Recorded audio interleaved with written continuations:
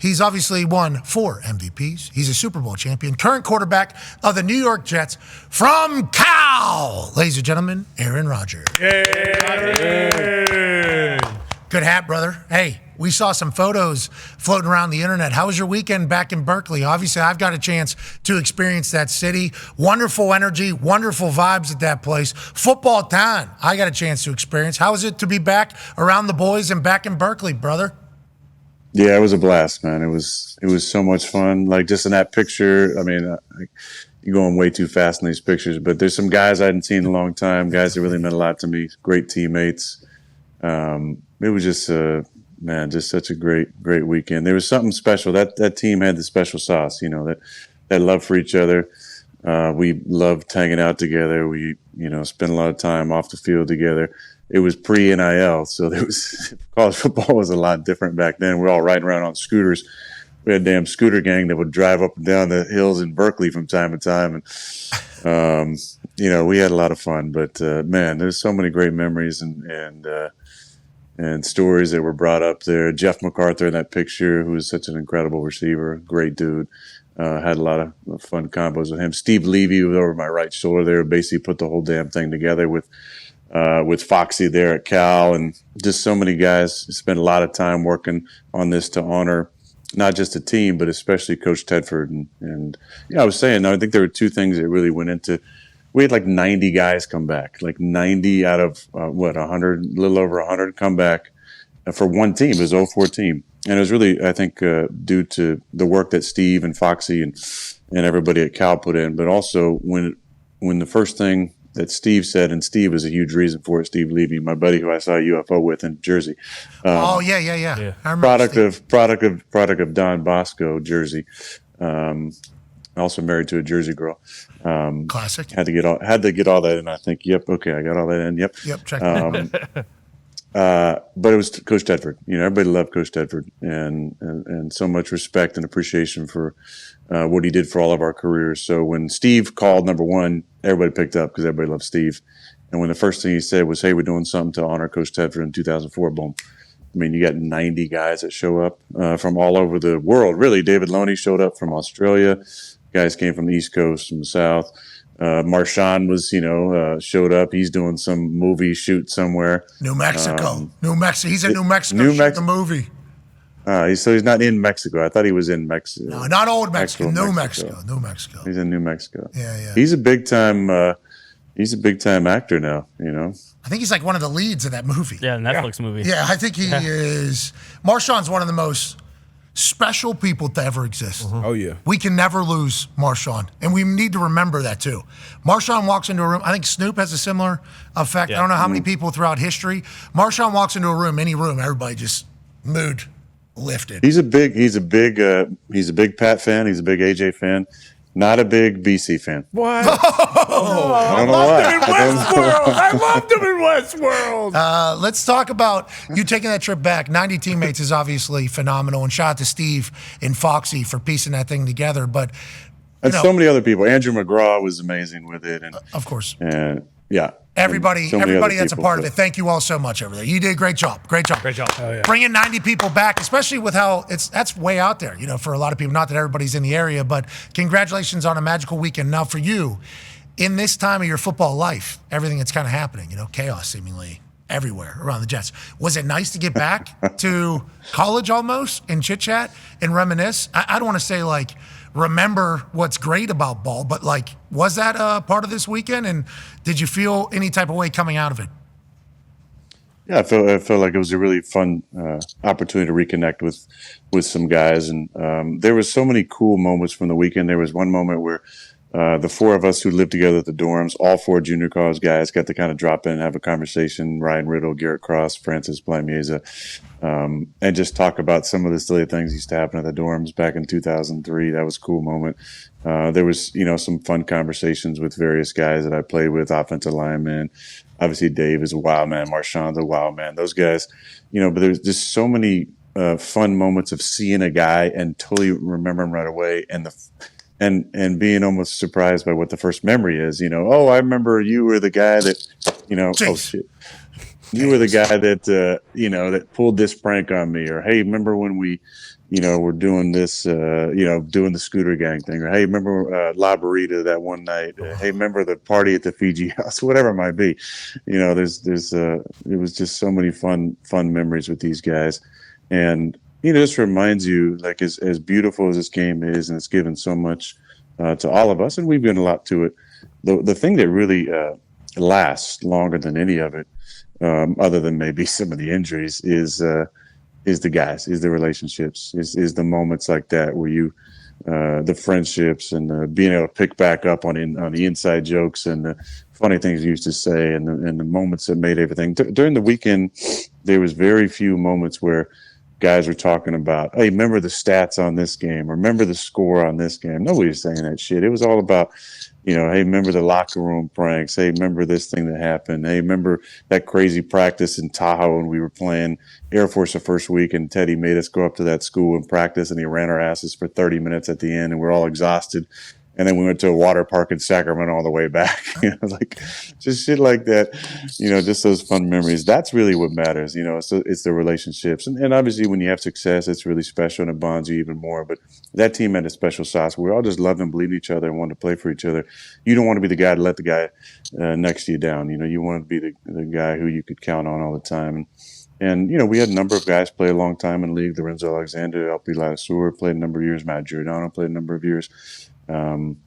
But it was a bunch of just tough dudes who've been through a really tough time at Cal when they were 1-10. Coach Tepper came in, brought in a lot of us junior college guys, hit on a lot of them: J.J. Arrington, Garrett Cross, Ryan Riddle, Francis. I mentioned, a lot of guys who changed kind of the culture of that team, and we had a lot of fun together, so it's good to catch up with those guys. Hell yeah. It sounds like an amazing weekend. Happy you got to experience that, because I think that is the big thing that people talk about whenever they leave the game. Everybody talks about, I miss the locker room, I miss the boys, I miss the moments. Now, we'll transition from that to this particular aspect of football conversation. While you were doing your bye week, boy, there was a lot of chatter about you, brother. Okay, just want to let you know that. And I assume you were checked out, because that's kind of how you go about operating. And then you get updated on some shit, and then there's, whoa, I didn't know that was happening. So here is basically, we think the first report that kind of started a bunch of reports. Diana Rossini, who works for The Athletic, which is owned by the New York Times, reported that at this point, after conversations with sources with the team and around the league, my understanding is that Rodgers still wants to play in 2025, just not for the New York Jets. And then that laid out a bunch of different reports. Strained relationships, they're going to cut you, you're going to get, literally, I think it all just kind of went pretty great. What landing spots? And then there's, he would stink on there. It was like 1,000 different reports. So on that particular report, I think you can kind of say whatever the hell you want to say about that. But what are your thoughts on the future, and any of this bear any credence? And how much did you hear during the bye week? Yeah, it's all true. Okay. There we go. Boom! He didn't go to dinner with Woody Johnson in the city.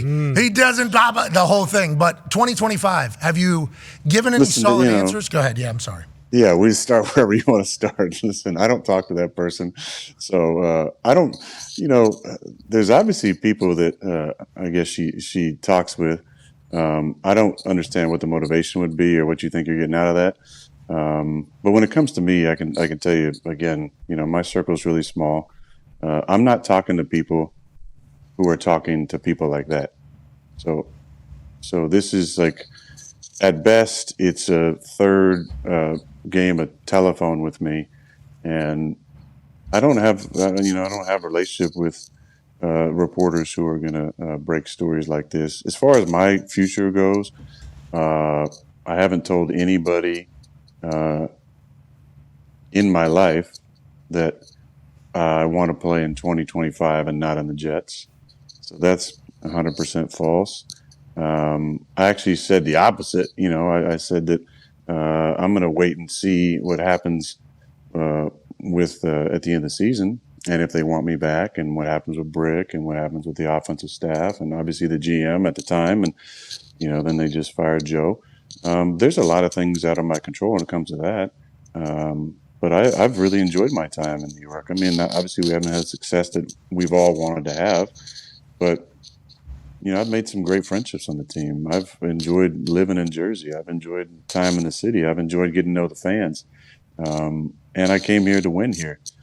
So I'm not jumping off ship, like, oh, I definitely want to play and not in New York. Like, I don't even know if I want to play yet, but New York would be my first option. Okay, so let's talk about what you just said there. You don't even know if you want to play yet, because then there was also reports that you're playing through an injury right now and you're refusing to get scans because you don't want them to say that you can't play, and then you're going to maybe be put on IR, or they maybe were going to cut you.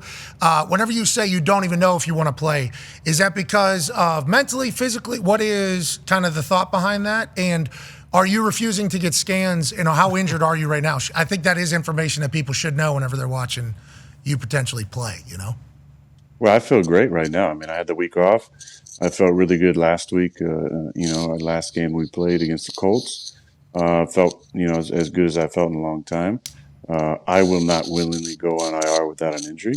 When it comes to scans, first of all, I played 20 years. I know my body better than anybody. Second of all, I got a great relationship with Zuff over there and the doctors on staff, and we had a lot of great conversations where they, diagnosed what I was dealing with, and I told them how I was feeling, and we talked about the possibilities of playing and rehab and what it would take, and there was no mandate ever. You got to get this scan, and then I was like, I ain't fucking. You feel? I told them I know my body well. What do you see in your diagnosis? Okay. What are the risks of playing? What are the likelihood of playing? What kind of treatment do I got to do to get back? And that was that. There wasn't any weirdness around that. It's normal conversations. Like MRIs, are used a lot of times to figure out what's going on if you're not quite sure. I have knee pain. Okay, I need to get an MRI to see what it's going on. Is it a bone bruise? Is it, cartilage, has some perforations in it, or is there a ligament, something? When it comes to, especially the hamstring, I don't know what else they were talking about. I met with the guys. I let them do the examination. I told them what I was feeling, and we had great communication through the whole thing. Your hoodie's hitting the speaker thing on there, so there is a little bit of in between some of the words that you're saying because you're old school. Oh, I hate that, man. That's terrible. Well, that's one of the downfalls of the old school one. That's one of the downfalls. There's a lot of upside. Protecting the brain. All right, shit. Let's take it off, man. No. Oh, yeah, No, we're not going to be. Oh, no. He can't hear. Yeah, that's take why the hoodie it's off. going to get your Okay. brain. Okay, I thought you were going to take the headphones off. Let's not do that. Hair looks good, by the way. Hair looks sweet. You can't hear us. Oh, great shirt. Sweet Love shirt. that. Wow. Sweet Saturn. shirt. Those rings. Yeah. Okay, you were excited. Saturn. Oh, look at the sky, brother. What do we got? Oh, we got Saturn. We got Saturn here. We got Saturn. Hell yeah. We still got everything you said. It was just a couple different times. Don't worry about that. We heard everything. Well, I don't want anybody taking any more shit out of context. So let's make sure we hear everything that's said moving forward. Okay, last thing for me before AJ and the boys have questions, obviously, for you about everything going on in your world. Whenever you say you don't even know if you want to play next year, what does that mean? What does that mean? Like for you, you just. Well, I feel like I've been kind of year to year, and obviously last year getting hurt, my whole focus was trying to get back to the end of the season, and then getting back for the season. Again, when you're 40 going on 41, you're obviously at the end of your career. So there's a lot of things that obviously if it's New York. They have to, want me to be here, and then the new GM, new staff, all have to want me to be with the Jets, and then body wise, I got to see how I'm feeling, and if I want to sign up to go back to the grind and all that. But it feels good. I'm healthy now. It's not as much fun when you're dealing with the kind of rehab time all the time. So if I can stay healthy the rest of the year and play the way I want to play, and everybody feels good about bringing me back, then then there's a decision there. And if not, then there's all the other all the other options. I think at this point I'm open to everything and attached to nothing. So it's a good place to be. Hey, who knows what the future holds? It's true. We'll wait until then to figure out what it is. But I appreciate you clearing some air. Like I am not. There's a lot of things that have to unfold before any decision is made. What year is this for you in the NFL? 20. Congrats, man. Hell yeah. Good 2 number. decades. It's really good. It's really good. Hell yeah. Hell yeah. It's a lot. Shout out to Saturn, too. How many rings are on Saturn? Oh, so many, man. Uncountable. So many. It's So crazy. many rings. It's crazy. They're still trying to figure it Go ahead, AJ. Hey, Adam, when you said obviously you don't know if you want to play next year. How does it feel compared to maybe years in the past? Last year, excluding that, because we know tear the Achilles early, and it's always, hey, we're going to do whatever it takes to come back. But how do you feel now compared to maybe the last 2, 3, 4 years when you kind of were going year to year and figuring it out? I don't think I was really going year to year. Like, definitely not 20 and 21. I mean, 22. I knew my time in Green Bay was probably at an end, and they wanted to move on. So that kind of allowed me to think about if I still wanted to play. And then when I got traded to New York, I definitely wanted to give at least 2 good years. Now, there's obviously opinions about whether or not I've given any good years. But, yeah, obviously last year was an injury, and this year hasn't gone as well as anybody would have liked. But I have, really enjoyed my time. These have been 2 of the most important years of my life, and 2 of the best years of my life. As much as it's been frustrating and difficult, it's been 2 really beautiful years of the ups and downs and the in betweens. But again, there's a lot that goes into it. You got to feel body wise like you want to give it a go. Health wise, mental. All the things that go into it, and then you want to be in a spot where you feel like you can win and you're valued. So a lot can change. Again, I'm open to whatever comes and not attached to anything. But playing in New York would obviously be my first choice if I want to play. Atta baby. Hey, I like hearing that. Because I read it anywhere but there. Yeah, bingo. What they said. I didn't like that. Why not? So if they came back. We had a great group of guys. I mean, they just traded for Devontae, and it's a good core of older players, great young players. Coming in the second contract stuff. So I don't know. I mean, and then you win in New York, you can do something special. So I'd definitely be open. So let's talk about that. So when you get there, Coach Saleh's the coach, Joe Douglas is the general manager. Now, Coach Saleh's no longer the coach, and Joe Douglas no longer general manager. When that news happens, are you blindsided by it? What is because obviously everybody on the internet says you ordered a hit. You fired him. On Joe Douglas. Obviously that's not everybody. A portion of the internet is always going to believe that. Remember, you were immunized. Remember the whole thing? Yeah. That happened, so that's how they're going to feel forever in this entire conversation. But when Joe Douglas gets fired last week, what is the first thought? And did you know, or did anybody really know what was coming? How does that kind of come together from your perspective? Well, I didn't know. I was on a plane about to head back to California and got a call. I love Joe. I spent a lot of time with Joe, a lot of conversations. General manager, and I really enjoyed our conversations. I'm disappointed because I had a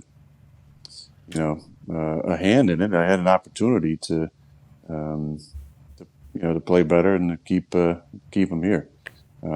So I feel bad about that because he's a great human. The human aspect of this is tough because there's families involved, there's people involved.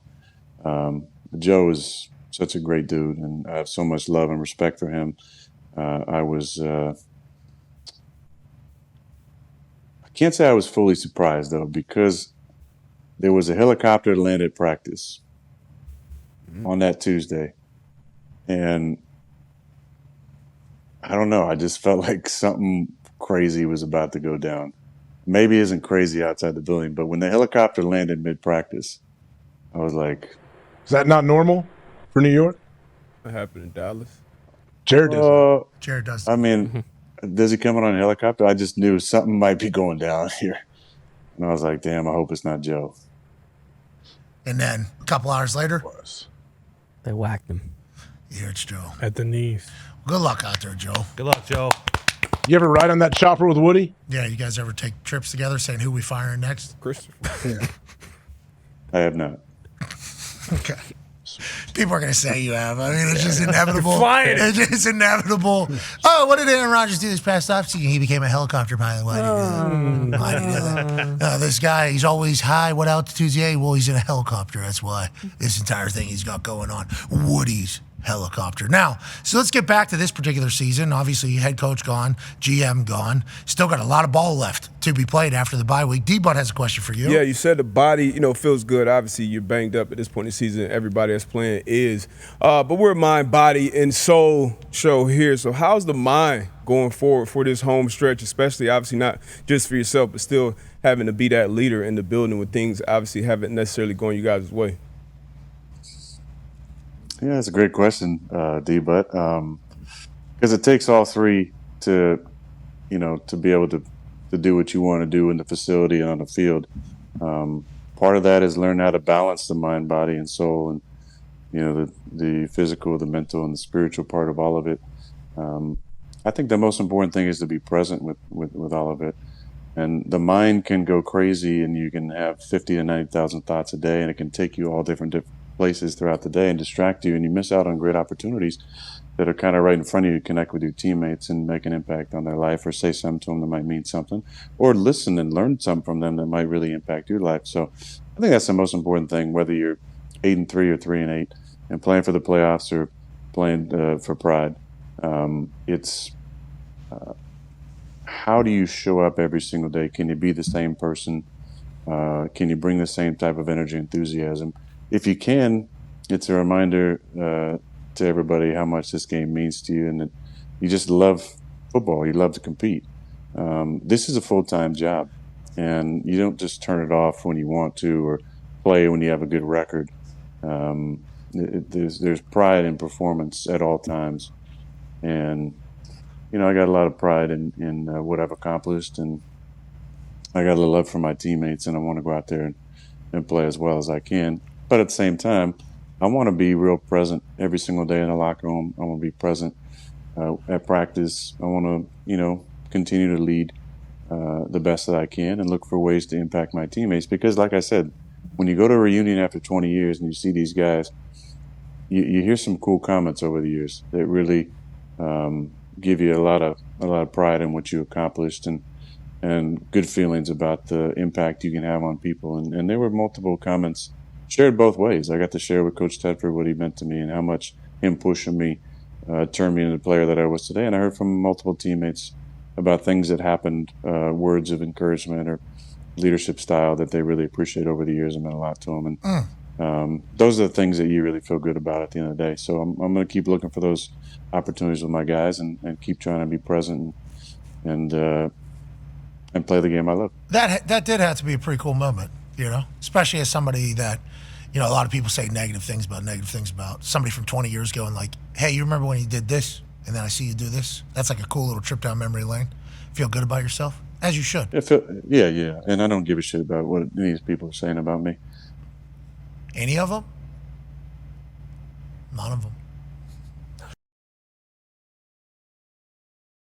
Not ask advice from. I don't worry about opinions from people. I wouldn't ask them for advice. That's good. Hey, that's a good mindset. Good quote. Good mantra. That's a good mindset. I like that. You've had to have that now, though, because, boy, that's why I can't wait for. I don't know if it's been. Well, they still got to do their vac status. They haven't been doing that. Yeah, okay. They kind of stopped doing that. They still got to let everybody know. Yeah. They got to let everybody know what their vac status is, so people can put it in the right context when they're taking these. Every once in a while, I'll get somebody who comes up to me and be like, "Hey, you think Aaron's ever going to forget about like the people that attacked him during the vaccine stuff?" And it's like, as somebody that was in the mentions alongside probably half of the amount of stuff, I don't think you forget that. I don't think you. Remember? Go ahead. Remember the old adage, like forgive and forget. There's a little extra something that goes with that, and if there's some sort of admission of maybe wrongdoing at some point along the way, like maybe the ridiculous Orwellian things that we mandates we put on society, or maybe the things that we said or did, or maybe this miracle vaccine wasn't always meant to be, and some of the things that we did and said to people were wrong.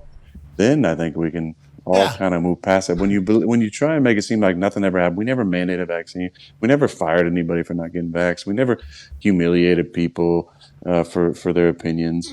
Called them murderers. I was called a murderer in multiple different languages for even allowing you to speak about your 500-page report you did on the entire thing. Wow. I was called a murderer. That's what I was called. I was like, I feel actually terrible, genuinely terrible about myself. Why are you letting this guy talk and tell his side of the story? Why are you doing this? Yeah, don't let him do his own research, But that's why, hey, look, maybe things will change with Bobby in charge now. Well. Look out, man. Look out. You looking for a cabinet position? Bobby. For real. Well. And the Doge, Let's hear perhaps? what Bobby's got to say. That's awesome. Anyway, There's some people quaking in their boots right now. I could fathom. Say that much. If it means anything, I would like to let you know that, let's say this upcoming season, and we'll talk about this a lot, but we want to let you know it's been a hell of a ride these last 5 years. Oh, yeah. It has been a hell of a ride these last. You're dropping me. That's what Yep. You're dropping me. Sorry. Yeah. Actually, ladies and gentlemen, this is over forever. We're putting the Jets might not be putting them on IR or cutting them. It's been cool, man, legitimately. And that's why every time you start talking about that, like, I very much remember the things that were being said at that time by a lot of people with a lot of power, about. He was like the face of it at one point. On SNL. This is the guy. Spoofing him on SNL. President. Yeah. President, SNL. I mean, other countries. I mean, you were this guy's worst human that exists right now. Just want to let you know that. This is the guy. And then you had your little Halloween party. Oh, this guy thinks it's fun. Oh, cool costume. This guy's like hanging out with people that are vaxxed. This anti-vax guy's going to ruin the rest of the world. We'd like to let you know, it's been a fun ride, brother, no matter what happens in the future football-wise. Now, speaking of ride. It's been my pleasure. All right, see you never, dude. All right, now let's get back to the ride that has been your relationship with the New York Jets, shall we? Because Tone Diggs actually has a very good question about something that had been reported a few times. Yeah, reported a few times about the guy that landed in the helicopter at practice, Woody Johnson, the owner of the Jets. There's been reports that he didn't want you starting anymore. There's been reports that you guys, great relationship. You guys went out to dinner a few weeks ago out in the city, out in the town. It was a great dinner. So based off of those reports, what is the relationship? And now that he might be an ambassador again to England, what is the relationship with Woody and the Johnson family? I mean, I think it's a good relationship. The Johnson that I went to dinner with was not maybe the one that was reported. A different Johnson. I have been to dinner with Woody before. It's been a little while, but I have a lot of gratitude for all the Johnsons for bringing me in. Had some good conversations over the last 2 years. But no, I would say, Chris is maybe around a little bit more than Woody. He'll come on the road trips with us on the plane. So I've had more conversations, I would say, with Christopher than Woody. But no, I got a lot of love and appreciation and gratitude for all the Johnsons. Okay, because we heard, you hated them, and that's why anybody but the Jets, and then yada, yada, yada. It's a never ending. It's crazy. Do you send texts from fake phones and be like, hey, straight out of Aaron Rodgers camp? Like the Vrabel move. Yeah. That'd be cool. Or was it Vrabel, or who was the coach that lied to Rappaport? Who was it? Mike Mularkey. Did you hear about this? I did hear about that. Yeah, it was genius. Okay. All right, so Ian you put was that one upset. down. Aaron put that one down in the old booth. All right, let's talk about this week. I don't think there's a lot of, there's not a lot of journalistic integrity anymore. What? Standards. The standards are what they are. There's. Come on. Listen, I think some of the stuff that I've read, I would say the majority is limited in its truth and questionable in its content. Meaning, I don't understand why some of the articles were written last year, because it seemed like they were really trying to ruin people's lives. Got it. Now, that being said, I don't understand why people would talk to some of these people. maybe it's just me in my world. I don't know anybody in my world that goes online and trolls people's social media. Like they're in the comments all the time. I don't have nobody that I have a relationship with that does that. AJ does. I don't have anybody. I don't believe that it's in my inner circle that would spend any time talking to a reporter about other people's shit or trying to slam them or protect themselves. But unfortunately, this business has turned into a lot of cover your ass, And I guess that's why that's part of what this is people are trying to cover their ass, so they got to, have a fall guy. It was Hackett, it was Robert, it was Joe. Then it's me, and that's fine. I can take it. I don't care, and those guys can too. I mean, still talk to Robert a lot. He's doing great. He's totally fine. But it's still like the slander that went his way, I think, was totally unfair. The slander that went Hack's way and has gone Todd's way. It's interesting, the motivation behind people who would try and leak things, and then again, the actual content and the fact around the leaking is usually very very limited. I would say every now and then they have some stuff that's right on. You're like, say a lot of times it's either over exaggerated or just not really that close to the truth. Yeah, it's an interesting gig that they have because they can assume that a source is good, but who knows if source is actually good, but they can say source should be good because of this particular person, then the information that they have to confirm on the other side. It is a timeless job. But then there's emotion, there's emotions, there's perspective that informs. If the three of us on the screen here all saw the same thing, we maybe wouldn't have the same experience. So your version of what actually happened, AJ, is usually false, but your version of what happened is going to differ slightly from what happened to Pat and what happened to me. And then when there's emotions involved and you're covering your ass a little bit, then it's easy for things to be exaggerated past the point of, what actually happened in the situation, obviously. So it is, it's the environment that we're in. I won't say they've gotten everything wrong. There's been some things that they've definitely gotten right. Usually not high percentage when it comes to me. Every now and then they get something and I'm like, damn, how'd they know that? But I would say more often than not, they're like, that never fucking happened. Everybody else's, because everything you do has been covered very closely by entertainment people, sports people, everything. You are, you know that though. So you're crossover. Yeah, but you get judged a lot, and by everybody. Well, I think it was before that though too, right? A little bit. I was still an enigma though back then. Great name there. Remember? Great name there, Enigma. That's a great name. Carry on. There's something coming with that particular word. What? Does Ty have a question or not? What's going on? He does, actually. It's a great question, too, because we're on a great week right now. Yeah, Aaron, obviously you're no stranger to playing on Thanksgiving. I don't think you ever played at home at Lambeau on Thanksgiving, though, so I'm pretty usually, like Packers are always playing against the Lions in Detroit, but they have a game on Sunday night. Other than that, the slate's, like in your like ranking of like special moment games and things like that, like where is playing on Thanksgiving rank for you?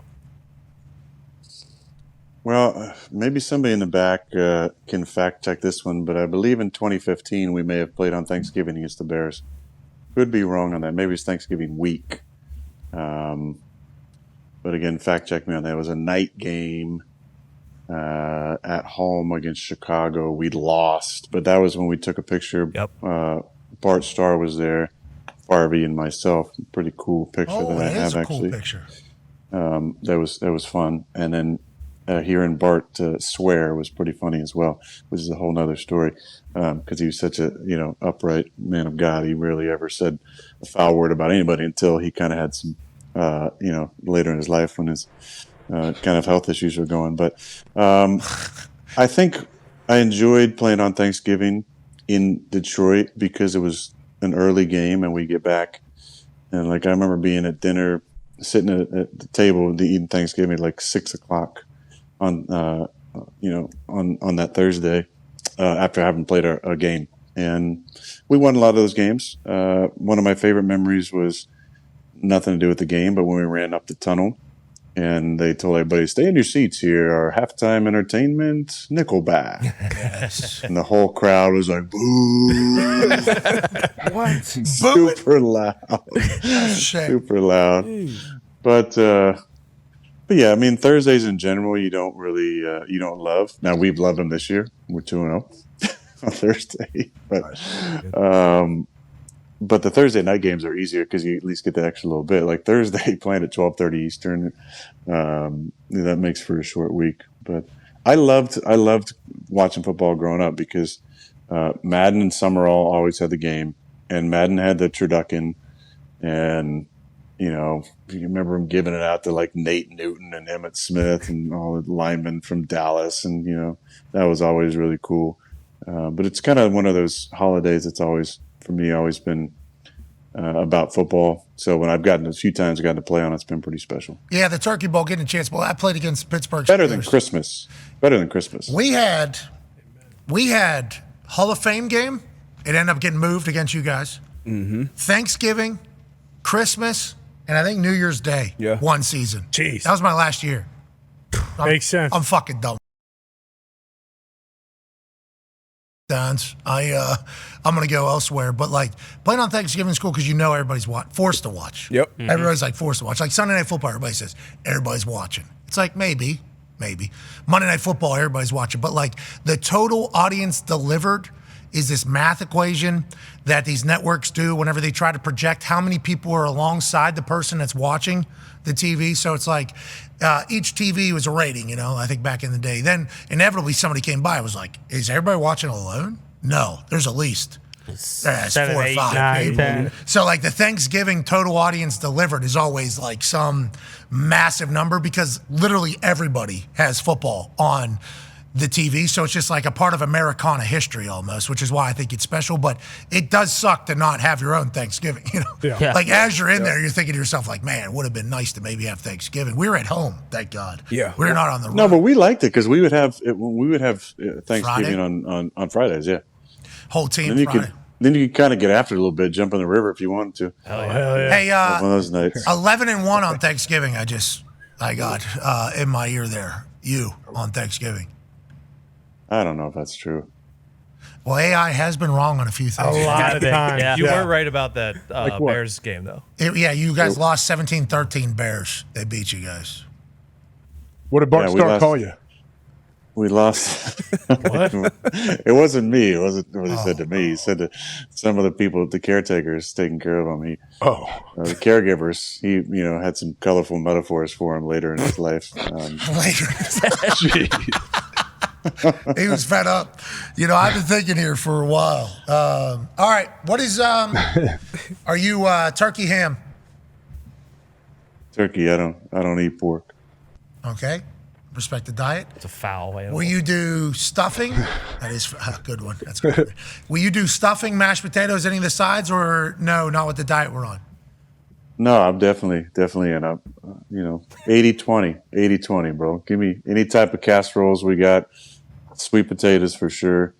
You call it stuffing or dressing? When you call it stuffing? Well, apparently it's two different things. We had to look this up because there was a debate the other day. Stuffing is whenever it's cooked inside, allegedly, of the turkey, and then stuffing can also just be dressing if it's cooked outside, which stovetop. Stovetop has the winner. Semantics. Stovetop has figured it out. We call it dressing in our household. I'm sure they've got some great ingredients. Two in there. Americas situation. I don't think What? so.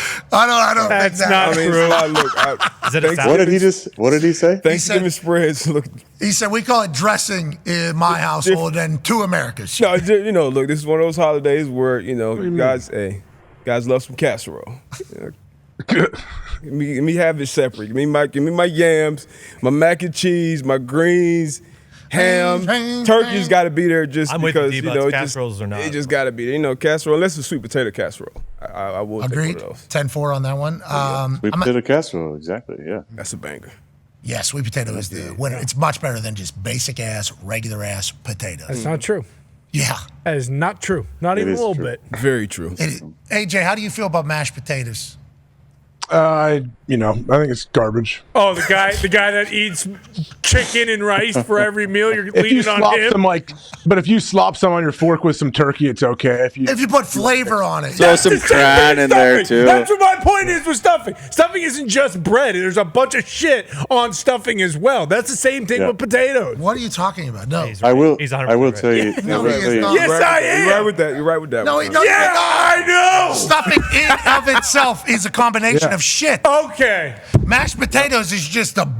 That's what it is. Yeah, if you just take potatoes Butter. and mash them up, yes, that is what it is. But when you're serving them on Thanksgiving, it's not just, hey, look, I just grounded a bunch of potatoes up. Eat them. They I just do wanna a let you know, bunch of you're- shit to them. The way you feel right now is not how other mashed potato lovers who are mad at me for my take about mashed potatoes feel.